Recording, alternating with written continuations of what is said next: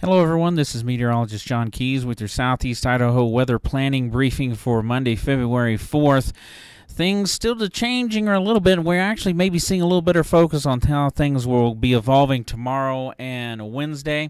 And we're seeing the potential for slightly more accumulation at the lowest elevations. We're already seeing that this morning in some areas, a little bit cooler than we thought. We've also got another one of those heavier bands that's producing some snow down to the lowest valley floors for at the moment. Snow levels will continue to fluctuate. That's what we know, and a lot of that's going to be driven by heavier precipitation, time of day with the temperatures, and we're going to see more blowing and drifting. We had some pretty nasty conditions in the Island Park area. Unfortunately, where we've had higher snow amounts and colder temperatures persisting, the impacts from blowing and drifting will be there through the end of this event.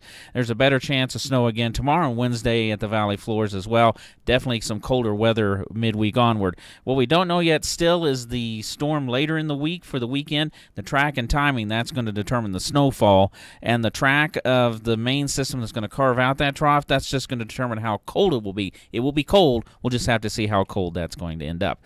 Here's our low for the next 48 hours. This low is expected to swing inland and eventually then drop to the south and to the east, and that'll eventually start drying the colder area in, and that'll actually start at least drying us out by the time we'll get to Wednesday night across the area.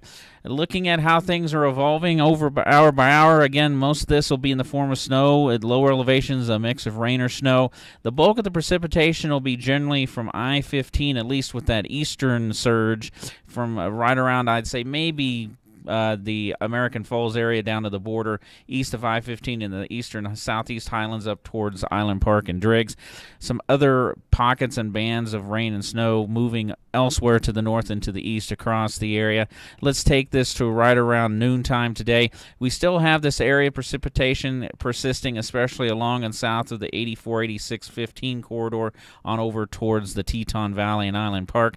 Showers trying to end a little bit over the central mountains. It may not be completely shower-free by that time, but we'll see the eastern area of moisture moving on to the east. We have another band or two, and this is the situation we're in. A lot of these little bands are not necessarily being picked up very well by the models, and this is kind of giving a general idea where things may be developing. You can see another band of rain and snow developing farther to the west. That shifts to the north and to the east, and potentially another band across the southeast corner later on this evening and tonight, and just more of these little waves of rain and snow moving across the area. Now, with the low moving closer tomorrow, we will see this better organized band of mostly snow. It could be a little bit of a rain-snow mix at lowest elevations in the morning. That'll start moving into the western parts of our forecast area. This will continue to churn to the north and to the east through the day tomorrow. And actually what's going to happen, we're going to actually start drying out pretty well by the time we get through the rest of Tuesday. And the reason is that low I showed you on the satellite picture earlier, that's going to take a dive to the south, and that's going to keep some snow across our northern areas and maybe some smatterings of light snow across the southeast. But in between, it's going to be pretty dry as we go into Tuesday.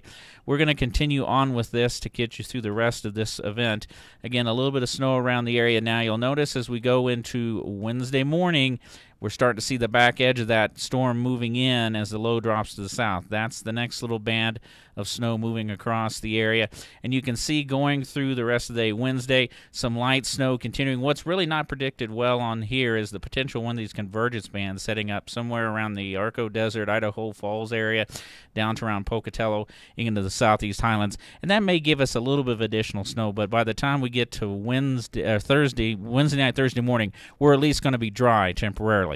Now, we're going to show you the snow amounts in 6-hour increments alongside the winds to show you where we're going to have the gusty winds going for today. This is at 11 a.m. Again, very light snow across the Snake Plain, maybe a little heavier band away from the downslope along the interstate corridor, but you can see, again, through this morning, several inches of snow, again, the southeast highlands, especially right around Georgetown Summit, Immigration Summit as well. You can see the gusty winds continuing. Some of the higher elevations already seeing or still seeing winds 20 to 30, maybe 35 miles per hour. Gusty winds continuing at lower elevations, and those gusty winds actually pick up through the day and you'll see them especially at the higher elevations around 30 to 40. This is including gusts. You can see the downslope continuing across the interstate corridor, and you can see, again, most of the snow ending in the southeast corner, but we're starting to pick up some more snow in the central mountains, especially the Wood River Valley and the surrounding areas. Those areas could pick up another 1 to 4 inches of snow this afternoon, and it may not be everywhere. Again, with a little bit of spottiness to this precipitation, that's how things may progress.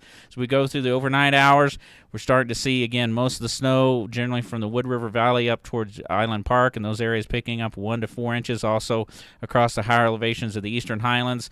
Snow across the lower elevations tomorrow morning. It's going to be generally less than an inch, but it may be enough, making a little slushy and slick drive in the morning for tomorrow morning's drive. Of course, we're already seeing that in some areas this morning. As we go through the afternoon, the winds pick up across the Snake Plain as the main wave pushes away. That may actually produce a little bit of blowing and drifting in those areas, but not a whole lot. Again, I think the blowing and drifting will be, again, where it's higher in elevation and where it remains colder throughout this event. Those winds get pretty gusty, 30-plus mile-an-hour gusts tomorrow afternoon as we go through the period. And you'll notice as we go through time, the snow amounts really lighten up. So the bulk of the snow will be through tomorrow afternoon, just lighter snow amounts as we go into Wednesday across the area. And there's that little bit of higher potential maybe with that convergence band developing Wednesday afternoon. Now, we talked about the difference in storm track causing issues. This is for Friday. This is the GFS model. This model is actually quicker moving snow into the area for the weekend, and it's not quite as cold. Some of the other models take the low way to our west and dig it farther south, slowly farther east. That means that would bring the colder air in, but maybe not as much snow. But that trend would continue into the weekend, into the early part of next week. And I quickly want to show you the temperatures. Again, the warm sector today is going to be pretty warm, 40s so later today. So any snow that's falling this morning in lower elevations, it's going to be melting once we go through the day. Higher elevations seeing still some wet snow. It's cooler tomorrow, still right around the freezing mark along the interstate corridor for 84, 86, maybe a little cooler in the upper Snake Plain. But still temperatures tomorrow afternoon right at or above the 36-degree mark. That's kind of a good notion of where we might see a rain-snow mix for anything during the day tomorrow that lingers in the lower elevations, and also the potential for melting during the afternoon hours. You see the colder temperatures arriving on Wednesday. Pretty darn cold Thursday morning, not getting above freezing Friday, and that trend pretty much continues into the weekend. So again, we've got plenty of moisture. And one thing we do want to add, we've already had a few reports of some rain on snow, some snow melt, some sheet flooding. We're going to see quite a bit of moisture over the next couple of days with that. As a matter of fact, we'll take you, at least show you what that's going to look like. You can see some areas in the mountains could see a quarter to half, maybe an inch or more in some areas. For the lowest elevations, I'd say in most areas a quarter to half an inch, and that's not necessarily going to be a widespread issue as well. Have a great day out there. Everyone stay safe. If you have any questions, please give us a call here at the office. We're here 24/7.